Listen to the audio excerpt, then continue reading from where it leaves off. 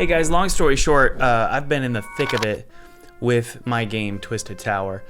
Meaning I can't say too much, but we're wrapping up the game, and man, it has been a brutal summer. So much feedback, so many complaints, so many good things, so many not so good things. Constructive criticism all around, right? And we're trying to make this game amazing. Right now, it is looking so good. And it didn't get there just by accident. It was actually through 6 game design principles. And these game design principles, if I'm being completely honest with you, I learned these 6 game design principles this year. We've been working on this game for 3 years. I learned them this year. And I don't want you to do what I've done. I don't want you to make the mistakes I've made and spend 2 years making horrible decisions about game design and only come to the last year of development and have to fix it all. And we did fix it all. And so I'm going to tell you these 6 game design principles. And I think these are going to change your entire outlook on your game. And they're going to help your game actually be fun, but more importantly, cheaper to make. Cheaper to make. Because at the end of the day, if you're only focusing on what really matters for your game, that means you don't focus on the other stuff, aka feature creep, and spend way more time than you should. So you're going to learn from my mistakes here. Let's jump into this. The first mistake, okay, or the first principle really that I've learned is show the problem before the solution, okay? Now, if you show the problem before the solution, what that means is the player feels like they solved the problem. So number one, you've got reward, right? So for example, in our game, Twisted Tower, I'm not even joking, and this is embarrassing to say, but it's true. We had keys being given before locks. And by the way, when I say key and lock, I just mean anything that blocks the player and anything that solves that blockage. Okay, so we were giving the solution before the problem. So they'd get a key and they'd go, okay, and then they would just go walk through a door. They don't feel like they solved it. So what you do in your game, whether it's 2D or 3D, is you show the lock before the key. This seems obvious, right? But it's so funny that even if you do know this principle, how often it's broken. And that is because gameplay or players tend to want to do exactly the opposite of what you want them to do, right? So it's important for you to watch testers play your game, and you'll notice that they skip the key, or the lock, and they go straight to the key. They didn't even see the lock, so you have to guide them to the lock first, okay? And this can be a gate, it can be a locked door, it can be an NPC that needs a fetch quest. Really, it's just something that blocks the player. So make sure you show that before the solution, okay? Number 2, the second game design principle I've learned. Your level is and this is 2D or 3D, it doesn't matter. Your level, or the level design, is 5 times more complex than you think. As the developer, it's 5 times more complicated than you think. This was so true with Twisted Tower during development, or during testing. Players would spend an hour in one area when I thought it was going to take like 20 minutes. They'll get lost, they'll backtrack and go to a previous level. They'll get frustrated and bored and quit if the level is too complicated. Now, it's okay. Like this principle is not necessarily a bad thing. For example, towards the end of your game, when you have a really challenging level, that's kind of cool that it's 5 times more complicated, right? That means it's difficult and challenging, and maybe something that maybe a puzzle box or something they need to solve. And mazes, frankly, aren't a terrible thing, as long as you're not introducing it at the beginning of your game. And so this is why the beginning of your game is always the most important. It also takes the most development time. The beginning of your game is where you're teaching the player about the game. So you don't want them to get lost immediately or give them too much of a challenge, unless it's Dark Souls. Give them too much of a challenge at the beginning of your game. And it's 5 times more complicated than you think. Why? Because you made it, right? So no matter how hard you try to be sympathetic to the player, you can never fully grasp how they see your world. You see it through a totally different lens. You see it through the bird's eye lens or view, right? You see the top down, even when you're playing in first person, or even when you're scrolling in side scroller. You know the big picture. So you're never going to fully understand what a player is seeing because you have the full context, okay? What does that mean? It means simplify your levels. It's okay. Simplify them, dumb them down. In fact, with Twisted Tower, we had a level that we cut in half, and we did it in an hour. Just cut stuff, just deleted stuff, because it was unnecessary, and it was at the beginning of the game. And now the game feels so much better.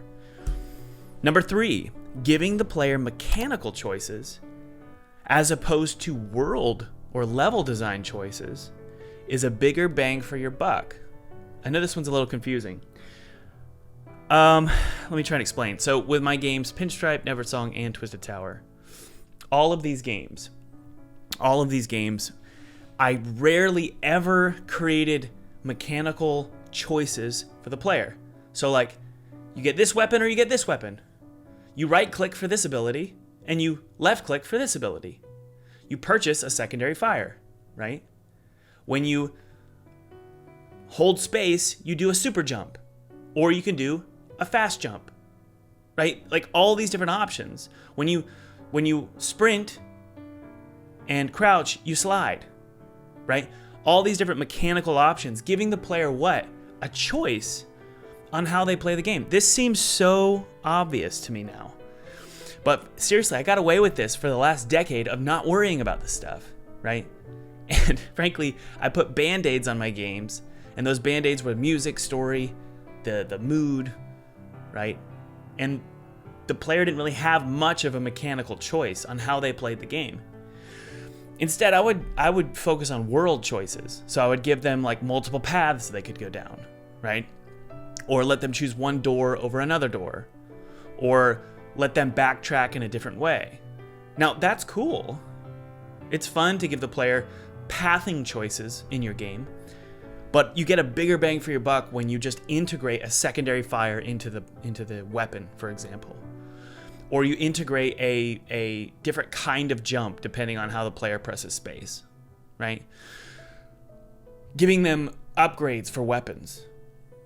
Sure, it takes time and effort. In fact, it probably takes more time and effort to make a mechanical choice than a world choice, right? It might take more time for one mechanical choice, but the value is so much bigger because the player is going to be able to experience that mechanical choice throughout the entire game in all kinds of situations, as opposed to just focusing on one, pathing choice, okay? So try your best to focus on giving the player mechanical choices, options, ways to play the game. I know this seems obvious, but so many people don't do this, including me, and I didn't do it for 10 years. Okay? Number 4. And by the way, when I'm saying all this, I know it's embarrassing because I should know all this, but I don't. And I'm just being honest with you. If the player doesn't, no, this is number 4. If the player doesn't learn something that can be used to their advantage in the future, they will get bored. If the player doesn't learn something that they can use to their advantage in the future, they will get bored. This is why telegraphing is fun, okay? Telegraphing in your enemies, aka your enemy shows an animation, plays a sound, and stops and prepares to attack. If that's randomized, it's not fun. Now, this is so weird. It's weird because why is this weird? It's weird because I should know this. I should know this, but I didn't know this, and so I'm kind of embarrassed by it. But in my previous games, I thought it was cool to randomize enemies. Okay, so give this enemy. They both look the same, but this one's a little bit weirder than this one. This one's faster. This one's slower. Right? This one attacks faster. This one attacks slower. This is a terrible idea, at least for most games. Okay. Now, if you're in a specific genre that you want to randomize enemies, then I guess that's your prerogative. But for most games, you want the player to learn how an enemy behaves, and then you want to then give the player the option to take advantage of what they've learned. And so they feel like they're becoming better at the game. It's pretty straightforward, right? So telegraphing is one way to do this, right? But it's also just about really good teaching, okay? So teaching the player about the game, and that brings me to my next point. The fifth game design principle I've learned is don't be afraid to just tell the player what's going on, okay? So the way I used to make my games is I wanted every teaching moment to be integrated into the world so that it doesn't break immersion. Okay, so an example of this is Half-Life. Half-Life does this really, really well. Everything you learn is pretty much just learned in the world, or an NPC tells you, but they tell you in a with a world-building flair, as opposed to just being almost meta and telling the player exactly what to do, right? Now, that's cool, and frankly, I would rather that be how you teach the player about a mechanic than some like overlay. But I just want to say it's okay to do an overlay, especially as indies. So for me, we had, I think, 5 or 6 different mechanics in the game in Twisted Tower where we would have beta testers play the game and they had no idea what was going on. And no matter how hard I tried to explain it in the world visually, they just didn't get it. And it really threw a wrench in the whole game because they were confused. And so they got confused once, and then 20 minutes later they get confused again, and then they get confused again and again and again. And the confusion stacks up to a point where they get frustrated because they almost feel blind playing the game. So don't be afraid to just tell the player what's going on. So that's what I told myself. I said, all right, I'm not gonna be afraid of this anymore. I'm giving you a frickin' overlay. And I put the overlay on screen when they enter a trigger zone and it says, this is this. This is how you use it. Press X for X, right? Very, very straightforward. No world building, no NPC trying to teach you. Guys, it's okay to do that. It's okay to use UI and overlays to teach the player what's going on, okay? Number 6, when in doubt, surprise the player. And I've learned this one this week. We're really focused on the first chapter of the game. I think I've mentioned this, but long story short, the first 10 minutes of your game are so important because it's going to inform the player of what they're going to get. Like, for example, I think it's called the mystery box, or I think it's called the mystery box principle or something. I'll just make it up. It's the mystery box principle. If you show the player a mystery at the beginning of the game, then they're going to work 5 to 10 hours to solve that mystery, okay? So for example, White Lotus is a great TV show. White Lotus tells you that somebody died. And then you meet the cast of characters, and so you watch the whole show because you want to know who died. And you were told that at the beginning, okay? So the reason I bring this up is because you want that first 10 minutes of your game to introduce something, some kind of itch, so that the player wants to scratch that itch as they play the game. Admittedly, no matter how hard you try to ensure that is a really enticing introduction to the game, there are moments that are going to get boring, okay?